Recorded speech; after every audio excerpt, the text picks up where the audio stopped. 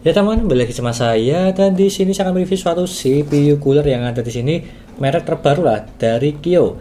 Ini adalah sama KA400i, ada yang seri B dan juga W. Kalau yang 400iW dia itu yang berwarna putih, kalau yang IB dia itu berwarna hitam. Seperti contoh yang ada di sini gambarnya, ada dua warna lah untuk ini, hitam dan juga putih, dan juga boxnya ya sama sih. Cuma membedakan dia itu ada serinya W sama B, meskipun di sini tidak tertulis dia itu W atau B, jadi ya nggak masalah kalau yang itu. Seperti contoh yang ada di sini, yang B tersebut artinya black, kalau yang W artinya white, kurang lebihnya seperti itu. Dan di sini CPU coolernya full RGB lah dari segi di bagian fan-nya, serta di bagian atasnya yang ada di sini ada kaca infinity lah, atau bisa dibilang infinity mirror untuk desain yang ada di sini. Kurang lebihnya seperti itu. Dan di sini saya akan reviewnya apakah ini worth it atau tidak di harganya. Di harga di 330.000 untuk yang berwarna hitam dan juga yang berwarna putih di harga 350.000, terpaut 20.000 aja, menyesuaikan selera kalian. Kurang lebihnya seperti itu. Dan sebelum saya unboxing dan juga mereviewnya, seperti biasa dari segi suhunya, kalau kita bandingkan dengan stok bawaan Intel Core i5 Gen12, di sini ada prosesornya. Sebagai perbandingannya, jangan lupa klik subscribe dan pojokan bawah tuh ya, tinggal diklik seperti itu. Lanjut, yang pertama saya unboxing dulu, baru saya bacakan spesifikasi yang ada di sini. Di sini sudah saya buka, kita ambil aja ya. Dia itu ada bracketnya semua, tapi sayangnya thermal paste tersebut itu bukan suntikan, cuma sasetan lah seperti contoh yang ada di sini ya. Untuk thermal paste-nya ini ya, bracketnya semua. Dan di sini ada cara pemasangannya. Baru kali ini sih ada ya. Kalau di seri-seri sebelumnya dia itu belum ada, dan juga parah banget sih, nggak ada tutorialnya maupun di website maupun di boxnya. Tapi kalau yang ini dia tuh ada ya, bagus lah untuk yang ada di sini, ada peningkatannya. Dan di sini kita ambil dulu, masih ada lagi ini sedikit kagel, dan ku ambil heatsinknya, ini pembatas, dan di sini masih di plastik tuh, jadi supaya lebih aman ya. Dan contoh yang ada di sini, ini bracketnya di bagian bawah itu memang udah menyatu sih ya, udah menyatu. Ini untuk Intel kalau nggak salah ya yang ada di sini. Kalau yang AMD dia itu ya beda, kalau yang AMD dia itu panjang, kalau yang Intel dia itu menekuk. Ini malah udah dipasang sih ya, seperti contoh yang ada di sini. Dan seperti samping dulu untuk yang lainnya enggak.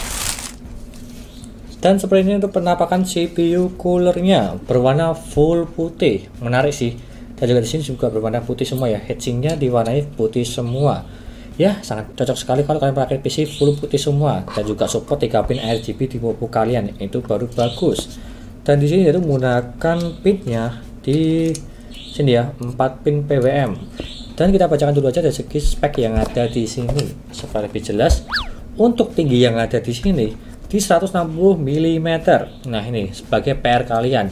Kalau memilih casing, silahkan cari yang up to-nya di 160 mm atau ke atasnya supaya bisa dipasang untuk yang ini. Ini juga PR sih, karena kebanyakan casing jadi sudah support di 160 mm.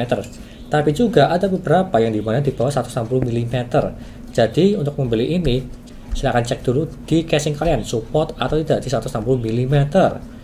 Dan di sini beratnya di 650 gram, ya cukup berat lah. Dan juga materialnya itu aluminium dan juga copper di bagian bawahnya sini.